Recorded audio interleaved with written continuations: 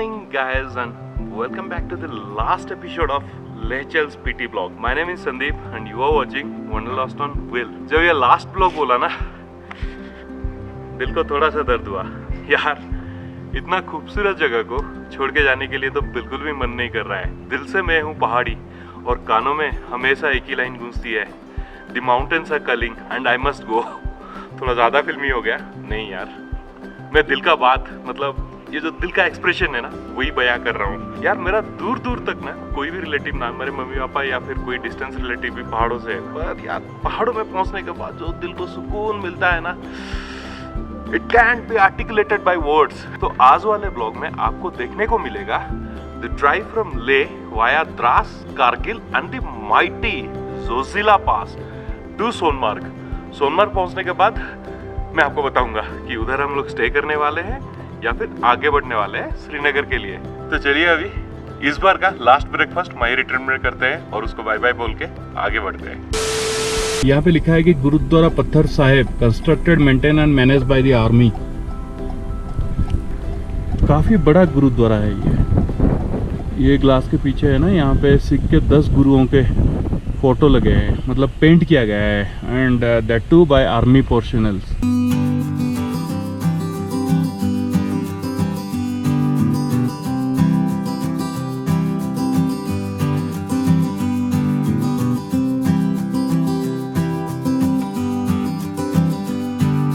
लद्दाख को अलविदा कहना आसान तो नहीं था, पर शायद हमारी मजबूरी थी। मगर आपको बता दूं, लद्दाख का नशा चरस से भी गहरा है और एक बार आदत लग जाए तो लद्दाख बार बार बुलाती है। So with a heavy heart we drove further in a hope कि हम जल्द ही वापस आएंगे इस नीली चादर के नीचे बड़े बड़े पर्वतों में फिर से खो जाने को।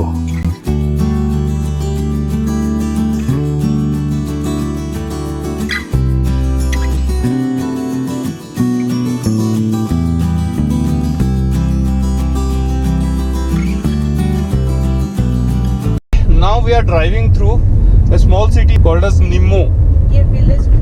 ये विलेज, हाँ सॉरी सिटी नहीं, ये छोटा सा विलेज है and it's name is Nimmo.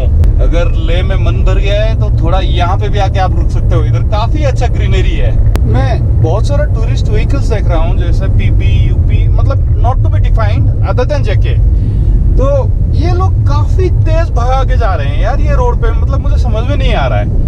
मैं तो बड़ा ही आराम से चला रहा हूँ यार, नेचर का एंजॉय करते हुए। मतलब इसका ये ड्राइव को ना फील करने वाला ड्राइव है ये, ऐसा नहीं कि आप भगाते जाओ। You have to feel this valley, you have to feel this roads, you have to feel this mountains. ये आउट ऑफ द वर्ल्ड है। पुलिस ज्यादा नहीं होगा, 38 या 36, पीछे वाला 40 होता है क्या? तो यहाँ पे कुछ बाइकर्स का टायर पंचर हो गया था, फिर बुल्लू भाई अपना इन्फ्लेटर मतलब टायर इन्फ्लेटर कार से निकालकर उनके बाइक्स में हवा भर दिया और फिर अभी हम आगे बढ़ेंगे। तो ये वाला है खालसी चेक पोस्ट जहाँ पे आपको डिटेल्स एंट्री कराना रहेगा, और सामने जो स्ट्रेट रोड जा रही है ना वो है कारगिल की ओर, और ये आप राइट हैंड साइड में करवी रोड जा रही है ना ऊपर, वो जा रहा है बटालिक सेक्टर, जो कि मोस्ट अफेक्टेड था during Kargil war, Batalik sector. ये सामने ऊपर देख रहे हैं, ये जो तार गए है ना इलेक्ट्रिसिटी का, उसमें ना बलून लगा हुआ है यहाँ पे। ये जो इलेक्ट्रिक वायर्स है ना, देखिए खाली अंग में पता नहीं चल रहा है, जब बलून है तो मार्क देख के पता चल रहा है। और इन सब एरिया में ना तो आर्मी का हेलीकॉप्टर स्लो फ्लाइंग करते हैं फॉर पेट्रोलिंग, तो उनको नजर में आएगा, इसलिए ये बैलून से मार्किंग किया गया है।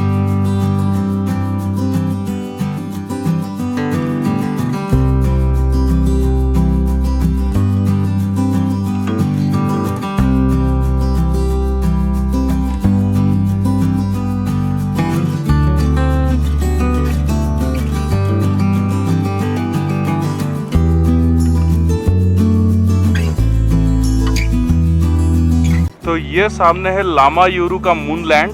शायद ये स्ट्रक्चर ऐसे मून पे भी पाया जाता है, इसीलिए इसका नाम रखा गया है मून लैंड। यार मेरा गाड़ी लेकिन मैंने गलत जगह पे पार्क किया है यार, ऊपर से वो शूटिंग स्टोन वगैरह, खैर बुरा नहीं बोलते हैं ना गिरा तो सही है। ये देखिए कितने बड़े बड़े पहाड़। अभी थोड़ा आगे हम लोग निकल गए थे तो वहां से मूनलैंड का व्यू ना अच्छा नहीं आ रहा था। यहाँ से देखिए ये है moonland, enjoy the beauty of moonland. हालांकि कभी मैं चांद पे तो गया नहीं, लेकिन शायद चांद पर ऐसा स्ट्रक्चर्स बने होंगे जिसके लिए ये वाला जगह का नाम रखा गया है मूनलैंड। मतलब ये एरिया का नाम है लामायुरू और ये स्ट्रक्चर्स की वजह से ये पर्टिकुलर जगह को मूनलैंड बोलते हैं। बहुत खूबसूरत है, बहुत खूबसूरत। देखा चलो सुनो कौन देखा वाला। तो बुल्लू भाई के साथ यहाँ पे अभी हम लोग पहुंच गए मूनलैंड और यहाँ से हो रहा है हमारा डिपार्चर ब्लॉग। हम अर्थ पे जा रहे हैं, ये लोग मून पे जा रहे हैं। हाँ वही तो घर बनाएंगे, मून पे घर बनाएंगे। तो बुल्लू भाई लोगों को जल्दी पहुंच रहे हैं बैंगलोर, आगे वैष्णो देवी होते हुए जाएंगे। तो ये लोग आगे निकल जाएंगे श्रीनगर की ओर और हम दोनों का अभी फिलहाल पता नहीं। बंजारा कपुल है। तो जो भी हो, ये संदीप बहुत अच्छा वीडियोस बनाता है। आप लोग अगर वीडियो देख रहे हो तो डेफिनेटली सब्सक्राइब करो। करने से एक हौसला भी आएगा, मतलब एक इंस्पिरेशन भी आता है, तो मोटिवेशन आएगा। तो इसीलिए डेफिनेटली सब्सक्राइब कीजिए। बाकी वही है कि फिर बैंगलोर ये जो लोग जब आएंगे फिर ट्रिप होगा उसमें। चलो ठीक है बुल्लू भाई, ड्राइव सेफ। यहाँ से हम लोग अलग, अभी आए अलग। चलिए देखते हैं आगे क्या होता है। चलिए bye. Done.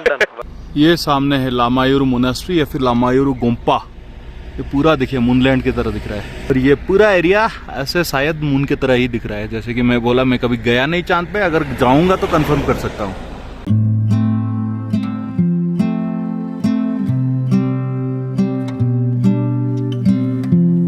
Srinagar Leh highway is easy compare to Manali route, तो मैं यही सजेस्ट करूंगा। अगर आप खुद के गाड़ी से आ रहे हो then complete the full circuit from Manali to Srinagar. और हाँ, be within the speed limits to avoid hitting the animals crossing the road. For example ये रहा।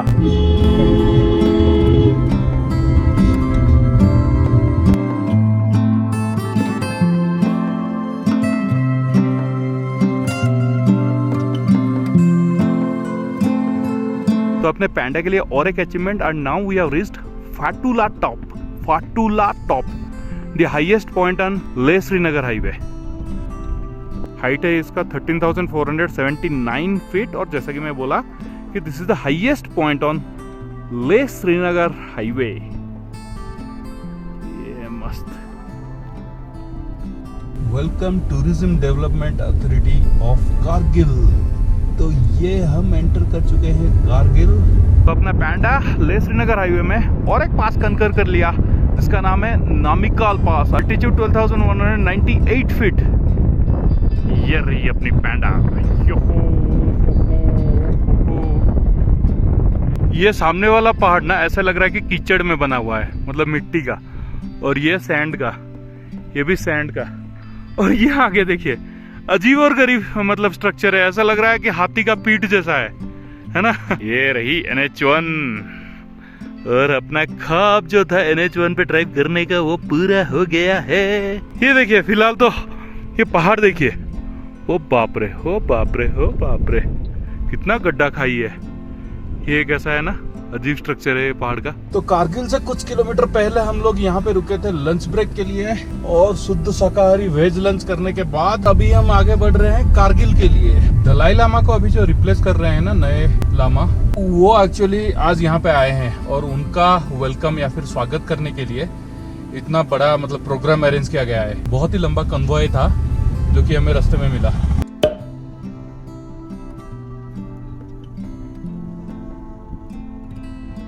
We have reached another proudful place of our India, that is Kargil War Memorial, which is situated in Dras। चलिए अभी Kargil Dras war memorial के अंदर चलते हैं और देखते हैं यहाँ पे शहीदों को याद करने के लिए कैसे स्मारक बनाया गया है। सो ये है entrance of Kargil war memorial.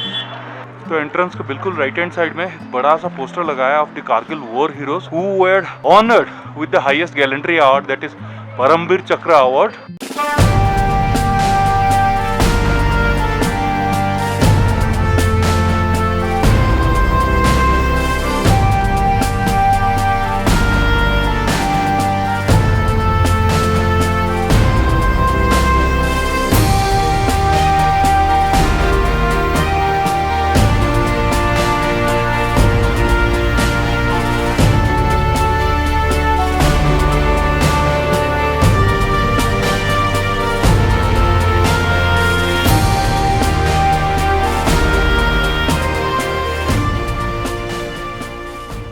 पहले से जब भी कारगिल वॉर के बारे में पढ़ा था ना, तो सबसे ज्यादा जिक्र हुआ था कैप्टन विक्रम बत्रा सर के बारे में, तो तब से मुझे पता है। और अभी रिसेंटली जो मूवी आया था शेरशाह, उसमें तो काफी अच्छी तरीके से पोर्ट्रे किया गया है उनको। One of my another favourite hero captain Anuj Nair, ये लास्ट तक लड़े थे कारगिल वॉर में। जो लास्ट वाला पॉइंट हमने कैप्चर किया था ना, टाइगर हिल, ये वहां पे जाके शहीद हुए थे। मैं और एक इन्फॉर्मेशन देना चाहूंगा, अगर आप यहाँ पे आ रहे हो ना, then make sure to wear shoes, क्योंकि चप्पल और सैंडल्स में यहाँ पे अलाउड नहीं है। वो एक रिस्पेक्ट है ये माहौल के लिए कि you should come in a proper attire. Here is statue of Major Padmapani Acharya. Actually, he is basically from Odisha, born and brought up in Andhra Pradesh. So here are all the statue of major hero who have contributed a very vital role during Kargil War. Captain Vikram Batra. इनके बारे में जितना भी बोलूँ उतना कम है। तो main flag post से आप अगर लेफ्ट आओगे तो यह है शहीद भूमि। So in memory of our martyred or शहीद soldiers and to remember their supreme sacrifice, here a cemetery has been built up, और जिसका नाम है वीर भूमि। कई सारे यहाँ पे आपको शहीद स्मारक मिलेंगे, और ऐसा नहीं है कि सारे के सारे शहीद स्मारक बस कारगिल योद्धाओं के लिए बनाया गया है। मैं यहाँ पे देख पा रहा हूँ कि अभी रिसेंटली भी जो शहीद हुए हैं देश के नाम, उनका भी स्मारक यहाँ पे बनाया गया है। फरवरी 2018, जुलाई 2022, नवंबर 2018 एंड सो ऑन। मतलब कई सारे सोल्जर्स जो देश के नाम पे शहीद हुए हैं, उनको याद रखने के लिए ये सब स्मारक बनाया गया है। और ऊपर शान से लहराता अपना तिरंगा।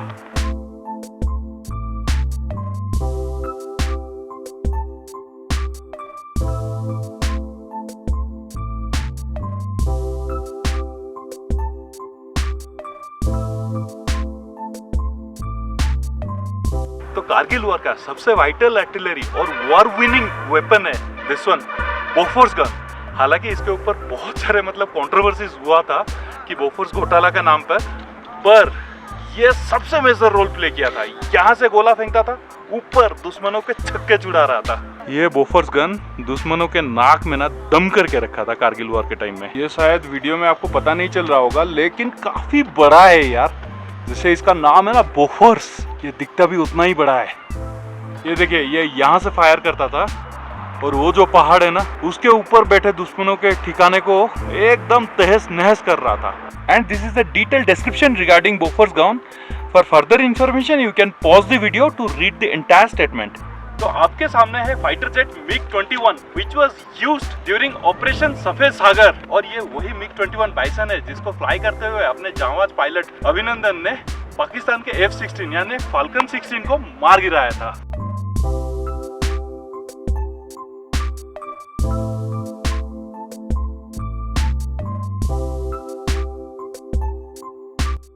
Now we are driving in Dras, one of the coldest inhabitant place of India.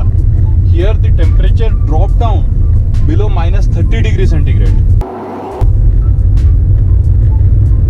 मैं लेह श्रीनगर हाईवे में बस इक्के दुक्के जगहों पर थोड़ा थोड़ा सा स्नो दिखा था, बड़े बड़े पहाड़ों की चोटियों पर जब से द्रास एंटर किए हैं ना, यहाँ पे वही मतलब पहाड़ की चोटियों पर, लेकिन कंप्लीटली बहुत सारे पहाड़ की चोटियों पर हमें स्नो दिखाई दे रहा है। और अगर आप लोग लेह से निकलते निकलते लेट हो गए और श्रीनगर ना पहुंच पाए, या फिर जोजिला क्रॉस कर नहीं पा रहे हो, यहाँ पे द्रास पर बहुत सारा स्टे ऑप्शंस है। बड़े बड़े होटल्स है, रेस्टोरेंट्स है, छोटे छोटे गेस्ट हाउसेस भी है, यानी आपको कोई तकलीफ नहीं होगी। ये आ गया द्रास का मार्केट। काफी पुराना मार्केट है, ज्यादा कुछ रेनोवेशन भी नहीं किया गया है। वही पुराने घर, लकड़ी की सीढ़ियों से ये लोग ऊपर चढ़ रहे हैं। तो ये वाला ब्रिज पार करते ही हम लोग अभी ऑफिशियली एंटर हो चुके हैं जम्मू एंड कश्मीर में, और यहाँ से जोजिला पास की चढ़ाई शुरू हो गई है। From this point Zoji La top is around 18 kilometres.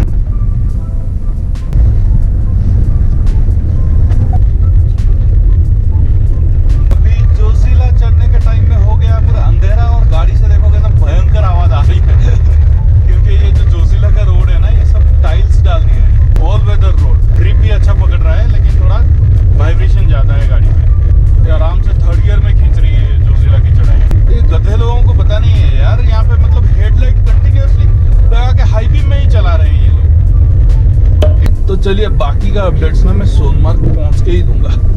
अभी ड्राइविंग पे फोकस करते हैं। यार भाई क्या खराब रोड आ गया यार, दिन बड़ा बढ़िया लगता था। तो यही रिसेंटली लैंडस्लाइड